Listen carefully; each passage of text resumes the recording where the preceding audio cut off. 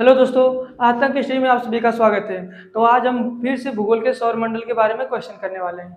ठीक है, देखिए अभी हम लोग तो पढ़ते हैं बहुत, तो पढ़ने के साथ साथ क्वेश्चन प्रैक्टिस भी बहुत जरूरी है। क्वेश्चन प्रैक्टिस अगर नहीं हो पाएगा तो हमको नहीं पता चलता कि हमारी तैयारी कहाँ तक हुई है।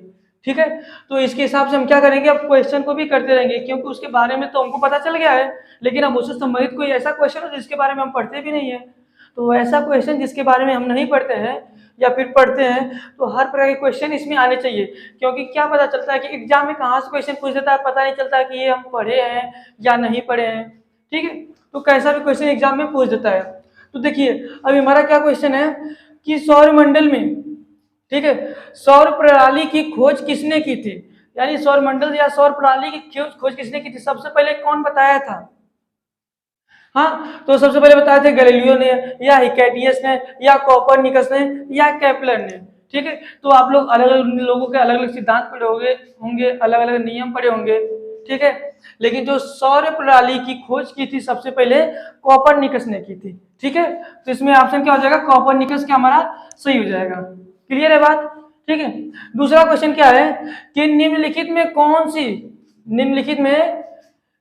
में से कौन से सौरमंडल का भाग नहीं है। ये बात क्लियर हुई। हमारा क्वेश्चन क्या है, निम्नलिखित में कौन से सौरमंडल का भाग नहीं है। तो सौरमंडल का भाग क्या है, क्षुद्र ग्रह, ये भी सौरमंडल में आते हैं। धूमकेतु, ये भी सौरमंडल के अंदर ही आते हैं। ग्रह, ये भी सौरमंडल के आते हैं। बात आती है निहारिकाएं, तो ये सौरमंडल के अंदर नहीं आती है, ये गैलेक्सी के अंदर आती है। ठीक है, निहारिकाएं क्या होती है, गैलेक्सी के अंदर आती है, सौरमंडल में के अंदर नहीं आती है। तो हमारा ऑप्शन क्या आ जाएगा, निहारिकाएं। ठीक है, अगला क्वेश्चन क्या हमारा है कि अंतरिक्ष में कुल कितने तारामंडल है। हाँ, अंतरिक्ष में यानी कि हमारी गैलेक्सी में कुल लगभग कितने तारामंडल है, या कितने ताराओं का स्रोत क्या बोलते हैं, संग्रह है। ठीक है, तो इसमें हो जाएगा हमारा 89। ठीक है, अंतरिक्ष में हमारे क्या है, 89 तारामंडल की क्या है, संग्रह है, यानी कि ऐसे तारामंडल जो 89 ग्रुप में है।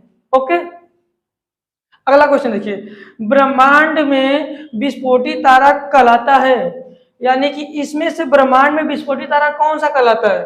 धूमकेतु विस्फोटी तारा नहीं होता है, तो हमारे क्या, धूमकेतु तो आता है सौरमंडल के अंदर, तो हमारे सौरमंडल पे काफी प्रभाव पड़ता है। ठीक है, उल्का, तो उल्का भी क्या हमारा है, विस्फोटी तारा थोड़ी है।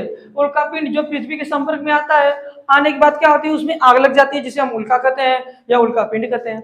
ठीक है, उसके बाद क्या है, लुब्धक। ठीक है, जो हमारा लुब्धक है, अभी कोई सोचेगा कि अभिनव तारा, तो अभिनव तारा एक शांत तारा होता है। ठीक है, ये लुब्धक क्या है, लुब्धक हमारा विस्फोटी तारा है। ठीक है, लुब्धक हमारा क्या है, विस्फोटी तारा है, जिसके अंदर हर समय क्या होता है, विस्फोट होते रहते हैं सूर्य की तरह। ठीक है, देखिए सर्वप्रथम किसने बताया कि पृथ्वी सूर्य का के चारों ओर घूमती है, यानी सबसे पहले कौन बताए थे, सबसे पहले न्यूटन बताए थे, या डाल्टन बताए थे, या कोपरनिकस, या आइंस्टीन।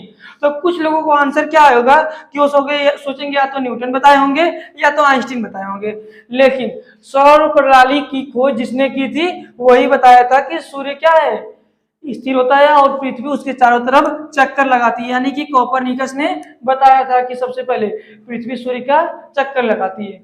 ठीक है, उसके बाद हमारा अगला क्वेश्चन क्या है कि नॉर्वे में अर्धरात्रि के समय सूर्य कब दिखाई देता है।